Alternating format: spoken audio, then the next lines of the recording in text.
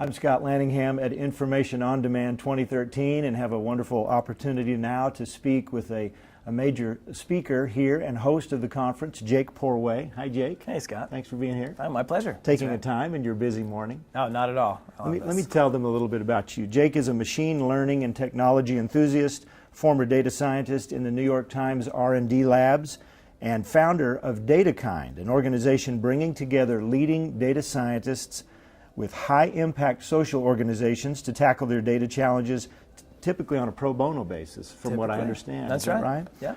How old is DataKind? How long have you been at this? Well, DataKind started as a side project about 2 years ago under the name Data Without Borders at first when I was at the Times. Okay. And it really just started actually as a lark. I wrote to a couple of friends and said, hey, you know, we're spending all this time at hackathons where we're building all these things that we put a lot of energy in but don't really change much in the world. Should we do something a little more dramatic, bring in a nonprofit or a social organization and maybe just see what we could do? And the blog post picked up, and before I knew it, we had 300 people signed up. The White House was writing, saying, how do we get involved? And about a year later, we actually officially formed the company and realized there was something really big here. Well, it's a wonderful idea, and you know, we were talking before we started. It makes me think about Uncle Ben's quote from Spider-Man, right? With great power comes great responsibility.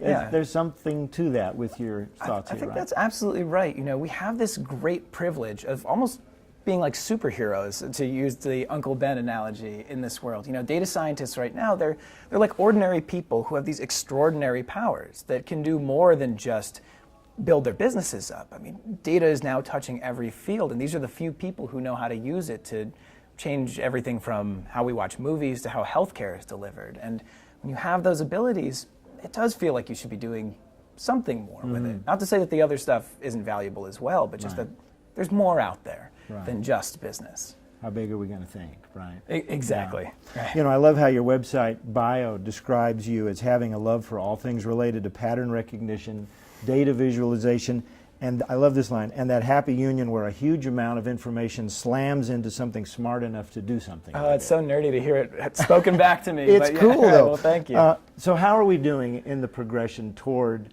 systems that are smart enough to do this something you're talking about? It's crazy how quickly we're running towards that world of having systems that are smart enough to work with almost any data that shows up. I mean, you're seeing, I think in the past 5 years, you've seen this radical shift from people saying, let me look forensically at a situation. Say, in business, you might say, let me look at my sales over the past couple of months, or let me do an analysis of how my program worked in bringing clean water. It's all sort of in the past.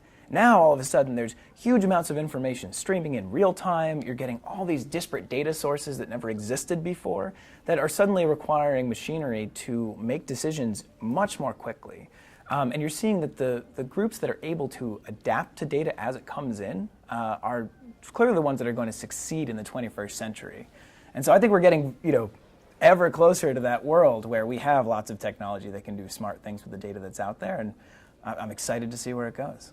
Well, you know, and you've done so many interesting things. You mentioned Data Without Borders and the other projects that you did at the New York Times. Is DataKind really a culmination to date for you? I mean, is that how you see it? That's an interesting way of looking at it. You're too young for it to be the ultimate culmination. I don't know about that. Yeah, we don't need to talk age at this interview. But yeah, no, it's I don't know if it was the culmination of all my projects as much as it's something that I always wanted to do. You know, I got into engineering to make a difference in the world, and you don't always feel like you're making the biggest difference when you're building another video game or business software. So when I turned out to be at the right place at the right time, that I got into data science, and I just felt like this was a great opportunity to use those skills to do something more. And it's just amazing to me, if I could just say, how much potential is out there. I mean, the fact that there's now open data that government is opening now means that small community foundations, if they have the skills, can now use that data to understand how they're delivering services to the poor. Or cities can understand their transportation woes much more easily because they're getting real-time data about where traffic is. And so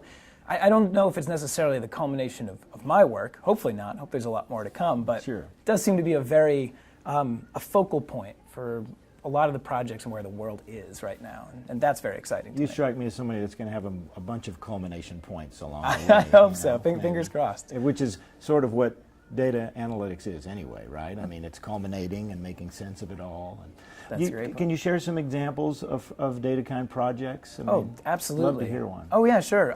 So one that I'm very excited about that's actually still ongoing is with a small nonprofit called NextLeaf. And they're looking at this problem where vaccines spoil when they travel across the world. So you give up $100,000 to donate vaccines to Africa, and you send them off on a boat and you say, good luck.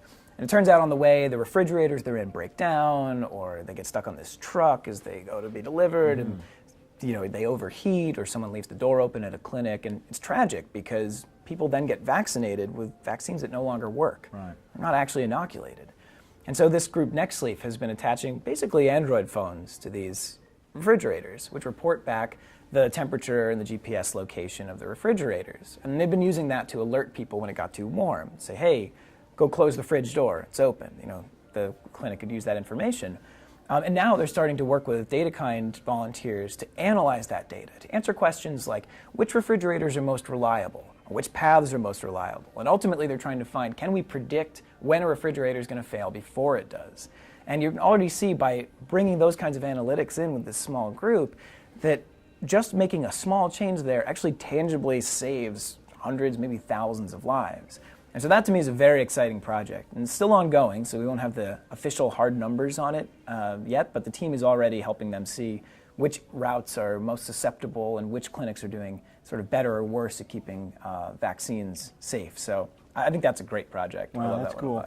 And with a project like that, is it that there are situations where the opportunity to monetize good analytics on the data may not be as strong as in others, but the need is still high? I mean, is that part of the challenge here? Because it would seem like that would be important to the manufacturer to make sure their product works, and I'm sure it is.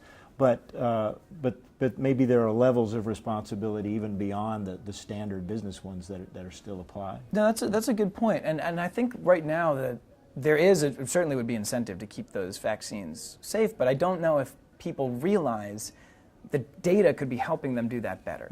So I don't know if they realize that's the solution. There's the whole literature on what's called cold chain technologies, how to keep this vaccine cold along the chain it travels.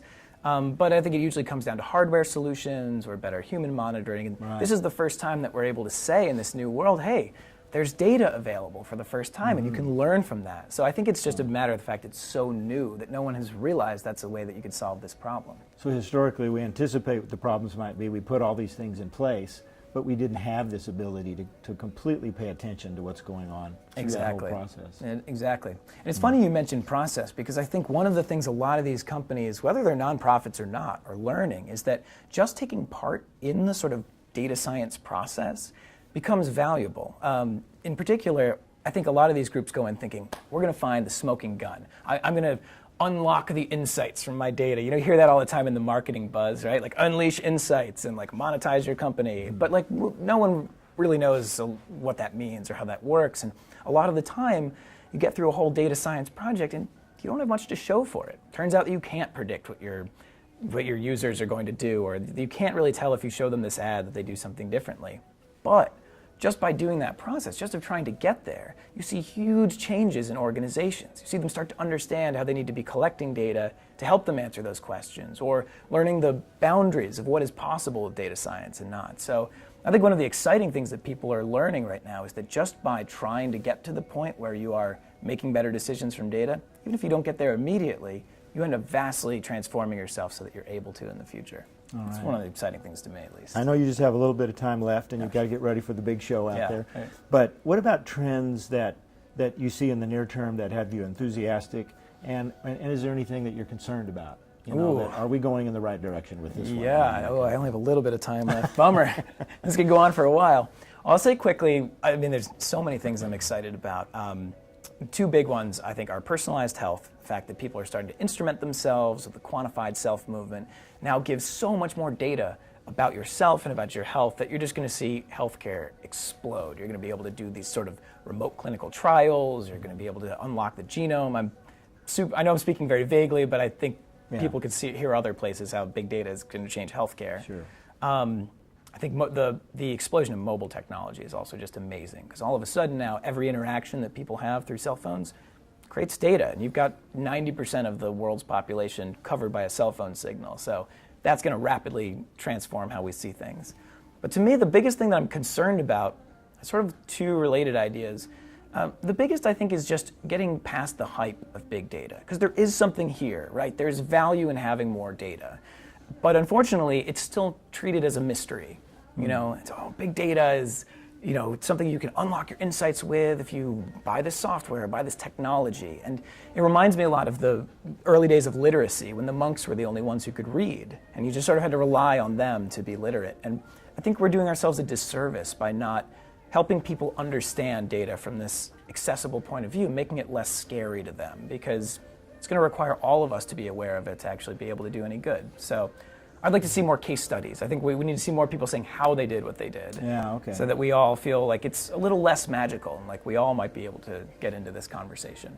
And your message for data professionals in general, something you'd like to say to them? You guys are in the most exciting field in the world right now. There's no accident that people have said that this is the sexiest job of the 21st century, although whoever said that hasn't clearly hung out with enough data scientists. Metaphorically, I get it. But this is going to be, you know, radically world-changing. This is an exciting field. I mean, this is the data moment, just like there was the computing moment in the 90s that a friend of mine often quotes. This is the time that everything changes, where everything that you touch is going to be driven by data, and you're all taking part in that. So enjoy. It's going to be fun. Jake, thank you so much. Thank you so much. It's a real pleasure talking with you. Pleasure is all mine. Again, I've been chatting with Jake Porway, data scientist and innovator for the common good. How's that? I love that, actually. I want to use that. Yeah, perfect. Yeah, that's yours for free. All right, thank you. I'm Scott Laningham at Information on Demand 2013.